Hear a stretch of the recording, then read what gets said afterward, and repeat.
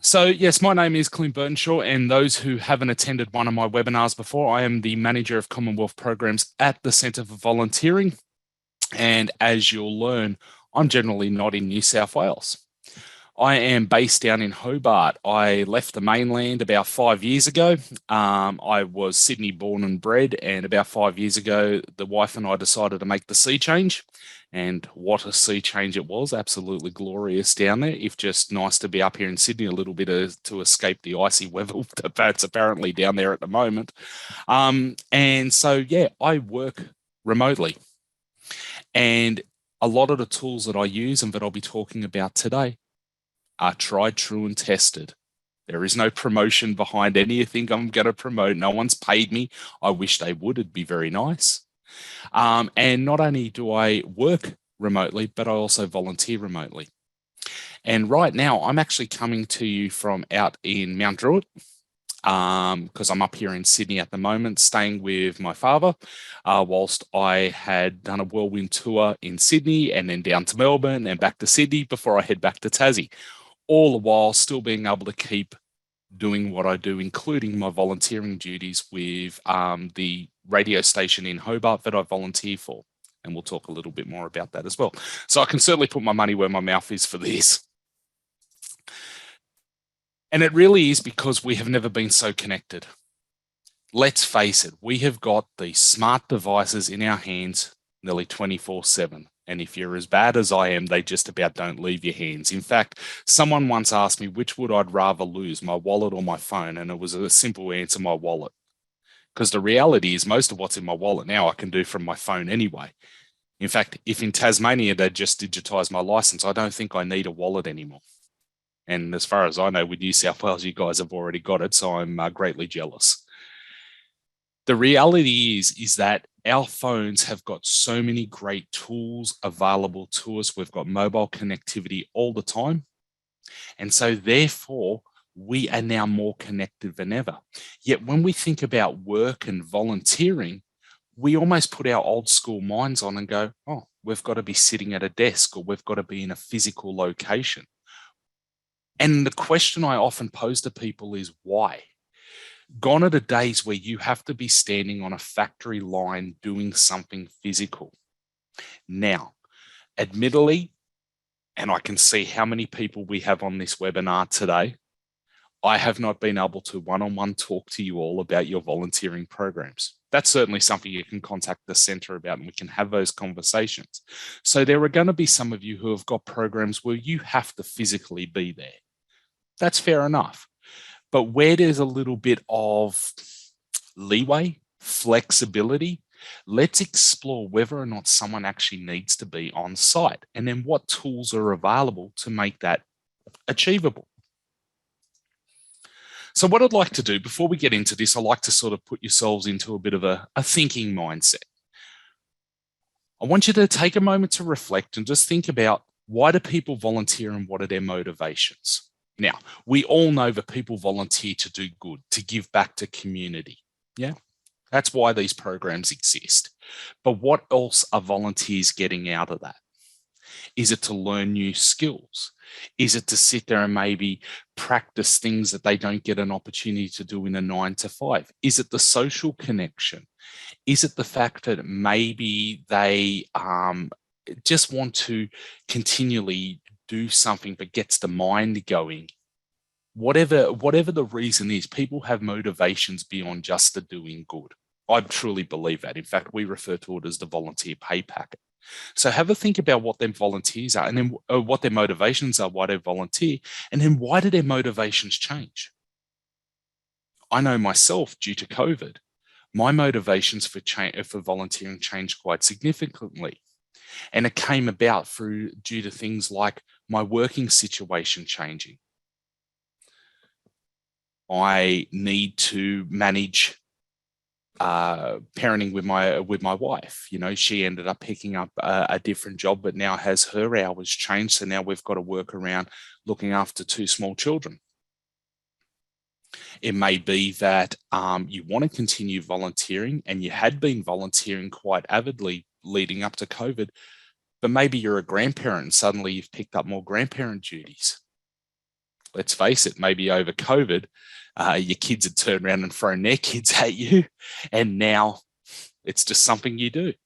You still want to volunteer, but now your time's stretched. And then I want you guys as volunteer coordinators and managers to think about your programs and think to yourself, are they flexible? Are they meeting volunteer motivations?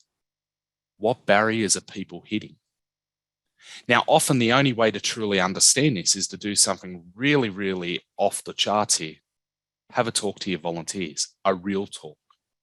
Don't pull them into a one-on-one and make them feel like they're being interrogated. It's not the Spanish Inquisition. Actually talk to them, maybe over a cup of tea or a coffee, or heaven forbid they're already working remotely, over chat or a Zoom. And ask them, what keeps you coming? Why are you here? What do you want to do? And use this as your catalyst to think about your volunteer programs. Now, I'll tell you, it's all time consuming. And I've given a lot of presentations over the last couple of months where I've rolled out the same dad joke, and too bad you're getting it today. If I had a DeLorean, I'm taking it to go back in time to fix up my ills. But the reality is that we don't have the ability to go back in time and gain a whole bunch of extra time. What we do have, though, is the ability to sit there and talk to people, find out what they need, do a little bit off the side of the desk if you have to then think how you can maximize your programs to gain more time. So there's actually a massive benefit in all this as well. So to put it straight up front, everything I'm going to go into today, unless of course you've got a lot of spare time up your sleeve, which I reckon I could just about guess, but most of you are pretty well stretched. But if you find a way to incorporate some of this in, you're going to gain some time back, believe me, because you're going to potentially attract more volunteers, which will be excellent because you can allocate some of the work to them. We already know this, but I just want to call it out so we're on the same page. Many volunteers were stood down during COVID for a variety of reasons, social distancing, health, the like. And I think for most part, a lot of programs are starting to really come back, if not are starting to ramp up again. But now we're starting to see the cracks and the challenges. Volunteer demographics have changed. I know talking to a few different organisations across multiple different states, they found that whilst a lot of their older demographics had to be stood down, younger demographics stepped up. And in some cases, that was because their place of employment had potentially gone into a lockdown or there was no work. And so to keep the mind active, to keep busy, they actually did some extra volunteering, which is great because kind of like a really juicy entree, you've now got a taste for it. But then you go back to the 9 to 5 and you've got to try and fit your volunteering in. There is continued uncertainty around COVID and the pandemic. I mean, even right now we're dealing with this flu, which just seems to be quite nasty unto itself. And will this be the last pandemic we ever see? I don't believe so. But even if it was, we need to start thinking about this like a spring clean to the house. We always talk about giving the place a really good ship shape, tidy it up, and you just put it off and put it off. But we've had to face this. So let's use this as an opportunity to look at our programs, look at the ways to put the right tools and resources in place, and make sure that regardless of what may come up in the future, be it another pandemic or something else I don't even want to think about, whatever horrendous things could come, our programs exist, thrive, and survive. All right. What can we do? Well, at a high level, before we even get into something like virtual volunteering, let's look at our roles, frequency, and volunteer availability. A lot of programs and a lot of organisations I speak to expect people to show up at certain times of the day at certain locations. And I often challenge it by saying, why? You'll notice I say why a lot.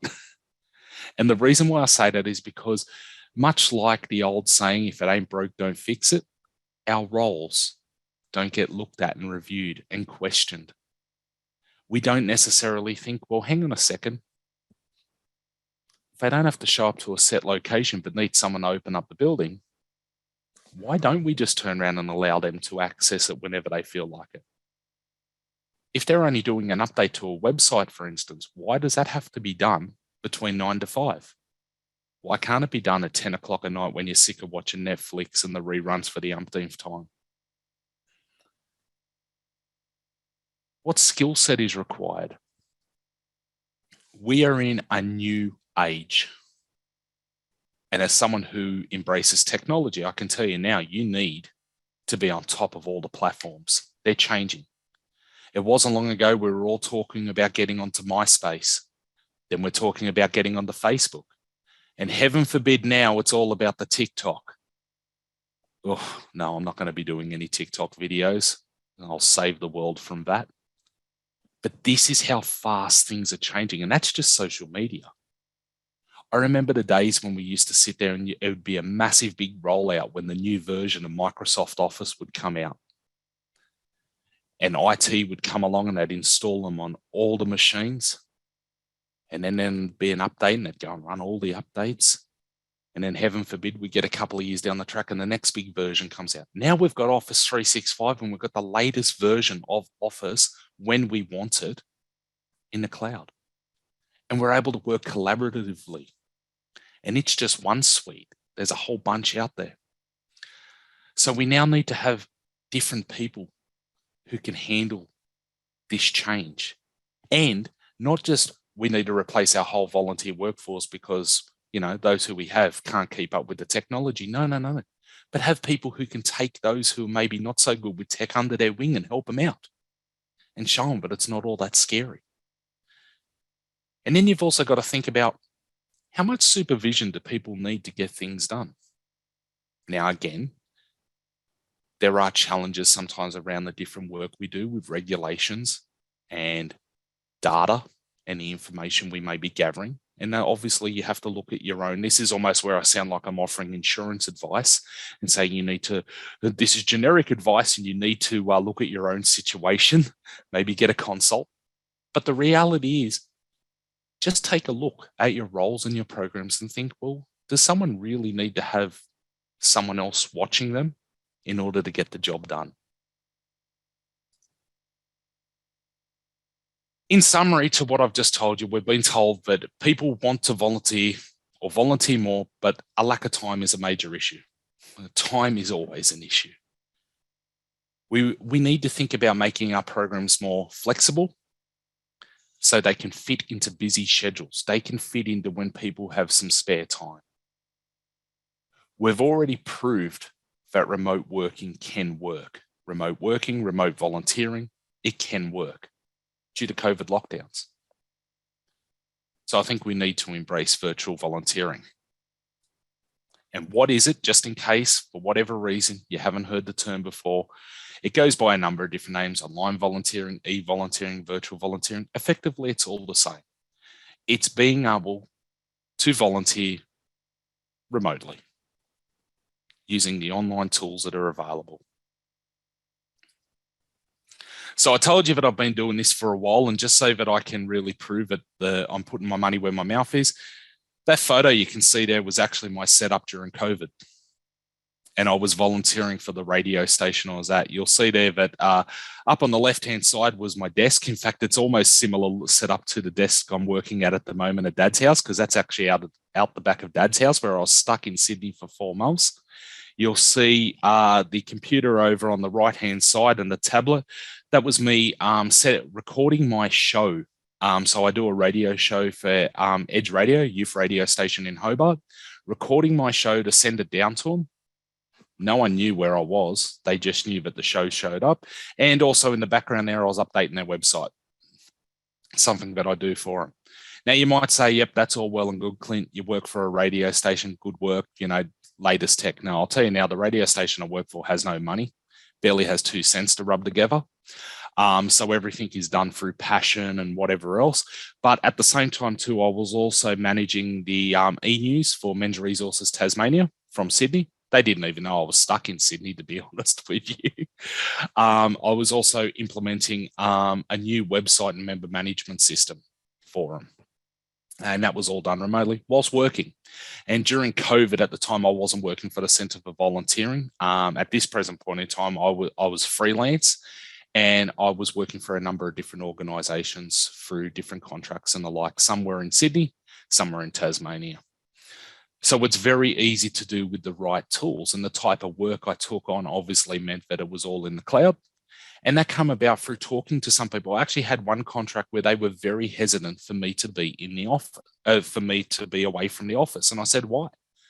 I'm designing new training materials. Does it really matter where I'm doing it from? And heaven forbid, it was actually e-learning I was creating for them. And it was only that they had to get over that old mindset of, if I can't see you, you may not be working. I said, but how's that work? I said, you tell me when the due date is, and if I don't deliver, I'm in breach of contract. Which goes back to sometimes talking to people and setting objectives. What do you need done? And when do you need it done by? And having those conversations to make sure they stay on task. So why even think about doing this? Well, you're going to be able to extend your resources and availability of skills. Let's face it, within our own networks and even within our networks of our volunteer programs, you tend to get a lot of the same people from the same backgrounds, similar skill sets. And as we start to change what we need to do in our volunteer programs, and we start to keep up with the times and technology and, just the way everything's going, we've got to look beyond our group sometimes to get those skills. And the beauty of this is that if we can sit there and get people to work remotely, it's no longer about geography. It's about getting the right people to do the job. You could have a web developer sitting in WA who could be working on your website for a program that's in Penrith. Is that why? Because that person is the best person to put that site together. More opportunities for volunteers to get involved, particularly if there's flexibility. Now you start opening it up to the professionals who work 9 to 5, or I keep saying 9 to 5, but I kid myself. Who actually does a 9 to 5 day? I mean, really, I think my day starts from the moment my eyelids open and it finishes when my eyelids close. But again, just proving that we're always connected. So you need to be able to fit it around potentially the paying job or the family. I often joke that my real work begins when I actually get home and the wife throws 2 kids at me and it's like, it's your turn. But when they do go to bed, I've got a bit of an option. Do I want to sit there and, again, watch some terrible streaming TV? Or do I want to do something that interests me? It also reduces barriers and is more inclusive. Now, one of the things we're very passionate about at the centre, and I'm very passionate about as well, is including those who are potentially living with disability. Now, disability isn't just about physical disability. Obviously, we can see real benefits if, for instance, if you're on level 24 of a building and there's, the lifts are really small and it's pokey and whatever else, you may find that some people who are wheelchair bound or whatever the case may be may not be able to get up to your offices with ease. But then there's also other disabilities like those who maybe have mental health issues or even just suffer from high-level anxiety. The very idea of socializing with people they don't know scares them. And if they get to do some volunteering from their own home, they're going to churn out hopefully some fantastic work and actually feel less pressure than suffering from that of going out into the wide world. So we suddenly open up the pool even further. And if you can promote that in your role descriptions when you're advertising your roles, that you're inclusive and that you're happy to offer remote working, you're going to suddenly find that you're going to get a few more people knocking on your door. And there's the potential to reduce overhead costs. Now, this one's a little bit difficult because it's not like suddenly you go, we're going totally virtual. Now all your overhead costs are all over and done with. That'd be nice, but some of us are bound by commercial leases and whatever else on the buildings. But what if over time you're able to sit there and go, well, maybe we don't need to be in this huge, huge space. We maybe just need a smaller location where we can meet occasionally. I know a few organizations have moved to to places like Whatsos and WeWork and those community offices where there's a bit of hot desk in there and meeting rooms and the like, and they've completely changed their operating model so that they just come and go as they need to. And they're not bound by any lease or any requirements to sit there and set up the ongoing infrastructure and the like. So it's something to consider. What type of roles can people do? Look, this cloud is not exhaustive. This is just a generic sort of cloud of ideas just to get the juices bubbling. There's a lot of different roles there. And this is why I say one of the best things you guys can do is look at your roles and think, do I need to be in an office to do this? And then start to think even broader. What are the things you want done, but you haven't gone down that path yet? And then think about, how can I break up some roles? Now, here's one for you. I'm going to use an example that comes up quite a bit. People saying to me, we need someone to look after our marketing. And the first thing I say is, that's nice. How big a role is marketing? Being the marketing manager. That's huge. And in reality, that's also a role that could probably go for a minimum 70K in the workforce. And you expect someone to do that for free?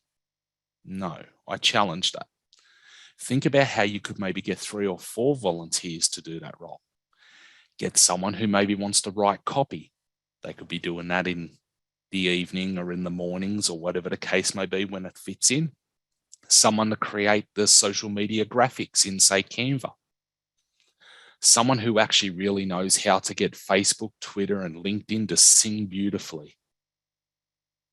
And then maybe someone who's actually sitting there and doing your e-news and your website and all that. That's 4 roles broken down now into nice bite-sized pieces that could be done by 4 volunteers in less time than one poor bugger who has to do the whole lot. And all of those things I've just mentioned could all be done online. And if you set some real goals to say, right, these are our due dates, have a calendar. Okay, we need to have our graphics done by this date. We need to have the e-news done for review by this date. And have a calendar that everyone can access and everyone can work to. Potentially, you won't even need to supervise them. You just check in with them to make sure that they are on task. And now it becomes a lot easier than sitting there watching someone come in and say, yep, I'll look after marketing, and burn them out in about a month and they're gone again. Now, hopefully you guys don't suffer that fate, but that's certainly something that I've had to try and instill at the radio station. We were always looking for a marketing person. And we'd get a lot of young students who would come in and would like to build this on their CVs. That was their motivation, to get some experience so that they could come in and say, yep, I've done marketing, and we'd give them a reference and it was great. And in turn, we'd burn them out. And they're trying to fit all this in amongst exams and uni life. Once we broke it down, we're starting to find that people are hanging around a little bit more. And when one does have to go on a break because it's exam time, assignment time, whatever the case may be, there's another 2 or 3 volunteers who can maybe pick up the slack for a couple of weeks.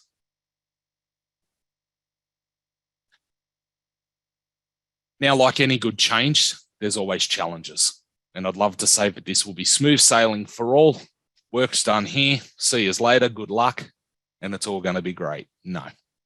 Firstly, there's going to be a resistance to change. The moment the word technology is thrown into anything, I guarantee you people start shivering with fear. Cold sweats break out, and I watch people go into the corner to start rocking. But what we've got to understand is that you've almost got to overcome a mindset that this is no longer the 80s, early 90s, where we were sitting in front of huge computers having to basically be programmers to get the damn thing to turn on. We are so used to technology now by the smartphones we have. Most things now are built down to an app level. We work on computers every day for most of us. And let's put it this way. I'm pretty strong with this, because if I was able to teach my mother who really getting to use the DVD player was revolutionary. To use an iPhone Facebook, I'm pretty well convinced anyone can learn how to do anything online.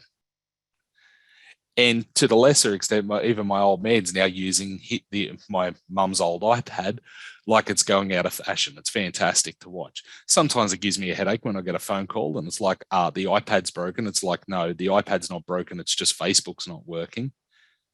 But it shows they can embrace the technology. What you need to do is eliminate that fear. So use the applications, or think about the applications that people are used to. There are plenty of applications out there that people can use.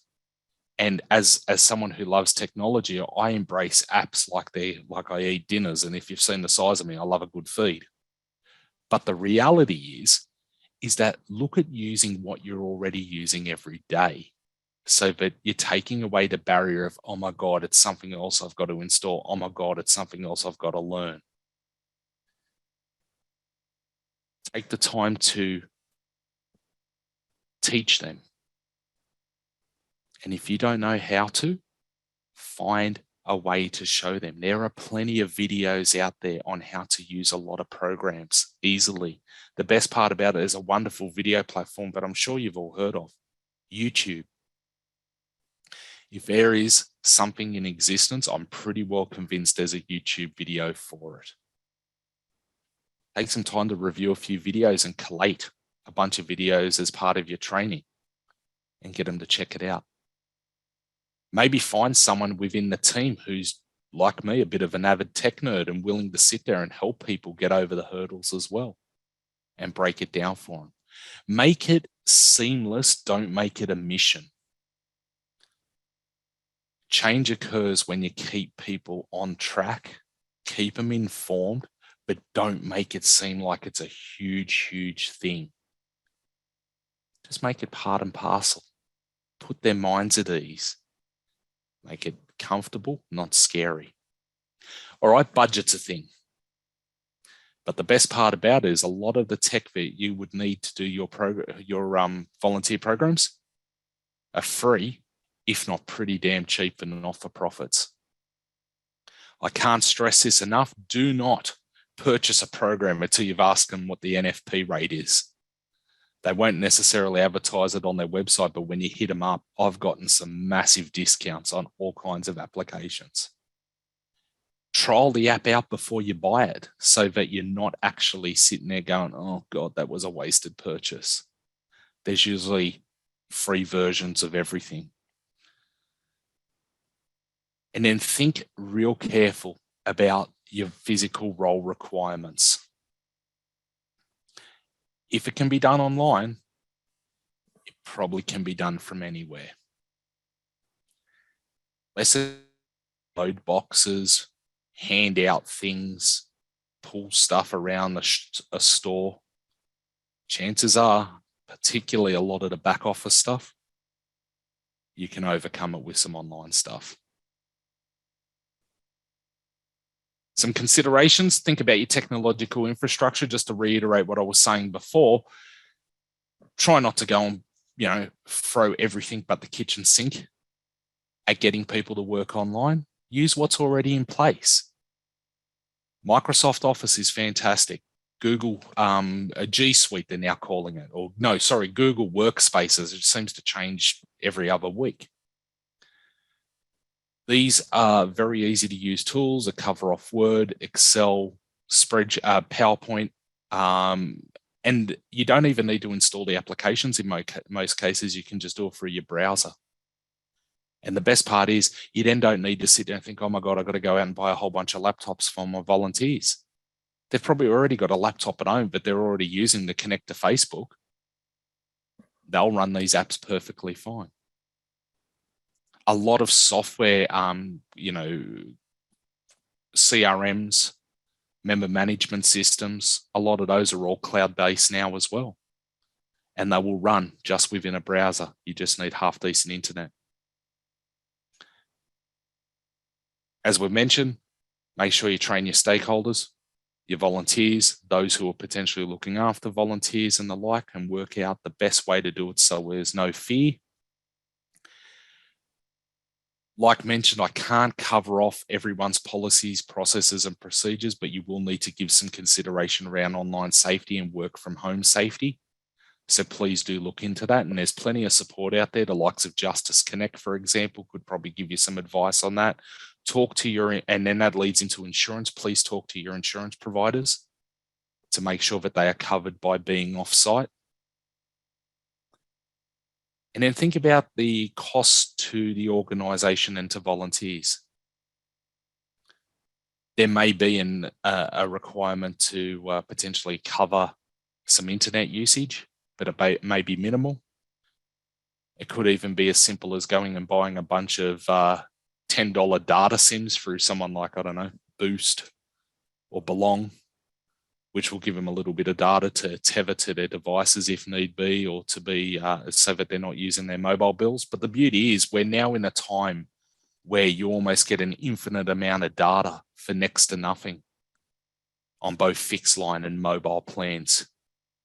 And this is massive compared to what it was even 10 years ago. And I used to work for Optus. I used to work as mobile technical support. So I know, I have seen the price of data and just mobile, just communications in general, drop so much, which is why I'm so passionate about virtual volunteering at the moment, because all those cost prohibitors have somewhat disappeared. You guys can have a bit of a scan over this slide, and the slides will be made available along with the recording after probably early next week after this presentation. But you can see these are verbatim some comments that often come up when we're talking about moving virtual and how you can counter that. So have a bit of a read of that, but you'll see it's pretty much standard sort of things. You know, it's hard to trust what happens online. I'll tell you now, even if they're in your office, unless of course you're standing over them, if they've got access to the internet, can you trust everything they're doing online? Just putting that out there. I know many people who spend a lot of time in the office don't really know if they're getting much work done. Just putting that one out there as well. Almost like that Kermit meme where you sit back and have a cup of tea now. So when you're thinking about designing virtual roles, much like when you're thinking about designing any role, take time to review what you've already got in place. No need to go out there and go, right, we've got to get onto this. We've got to go and create a whole bunch of virtual roles. Think about how you can adapt what you've already got. Don't make life hard for yourself. Can you implement some ongoing versus short-term project roles?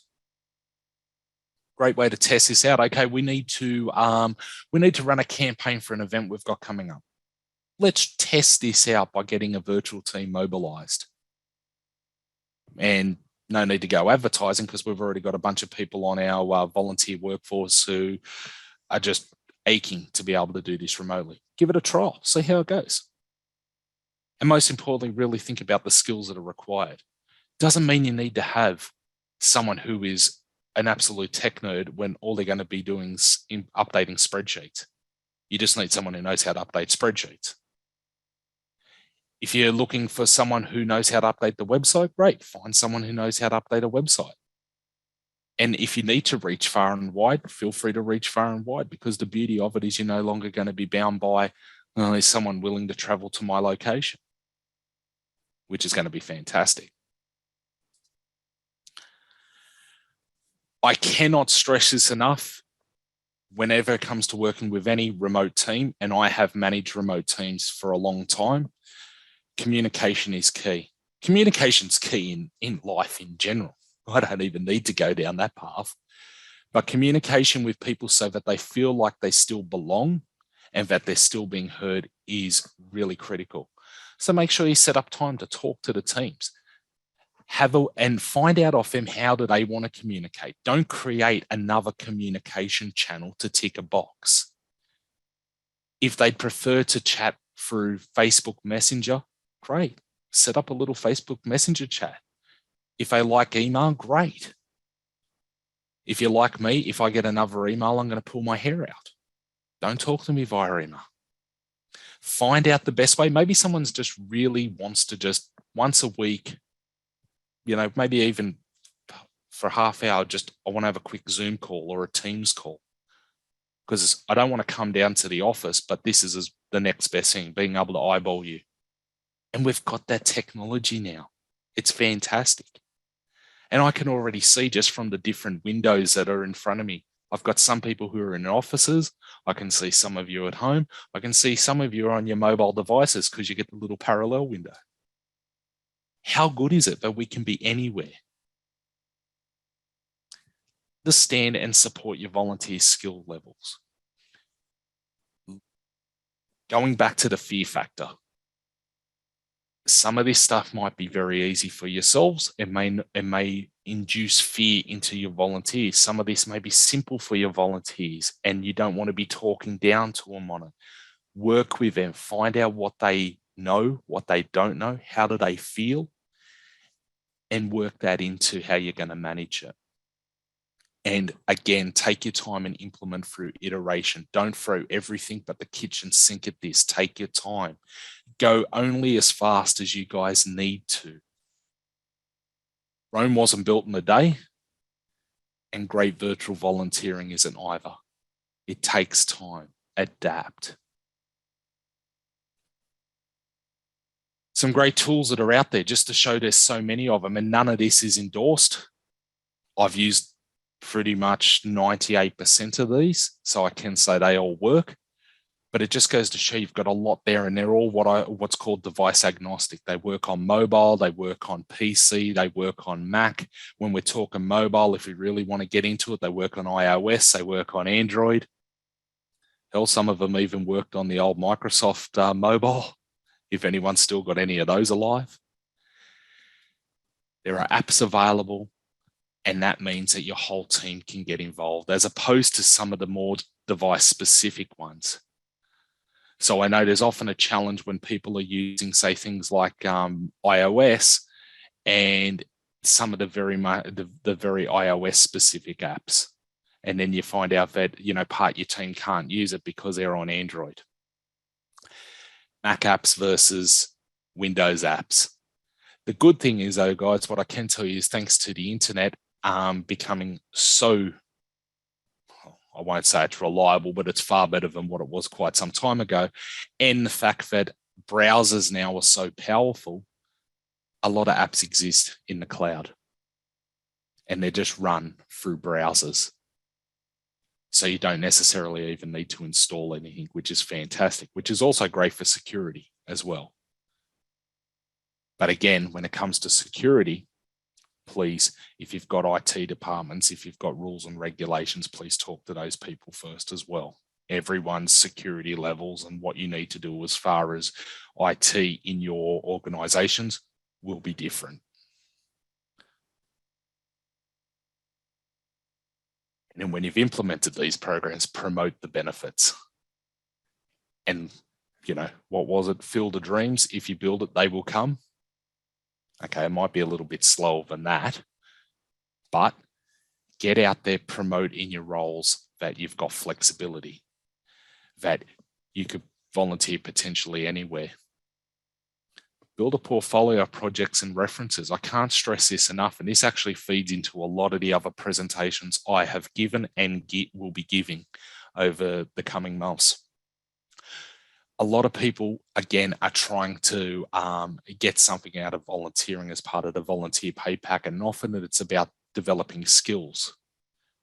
The amount of times I used to say, oh yes, students who are looking for their first job. No, it's anyone, particularly when you're looking for that career change and you're looking at a job advert and it says must have X amount of years experience. It's like, but this is beginner level. Come on now. Great way to get the experience is through volunteering. So promote that you can run these campaigns and you can do this and the other. And when they do it, actually give them a reference that says what they've done and highlight the fact that they've actually done it remotely. Because then that shows that as employers are starting to become more flexible and taking away the need for must be in Parramatta, or I love hybrid working, can work from anywhere, but must be in our office 3 days a week. Oh yeah, can't work from anywhere then. I'm not going to fly from WA. That's going to be I want to be a well-paying job. I'm telling you that.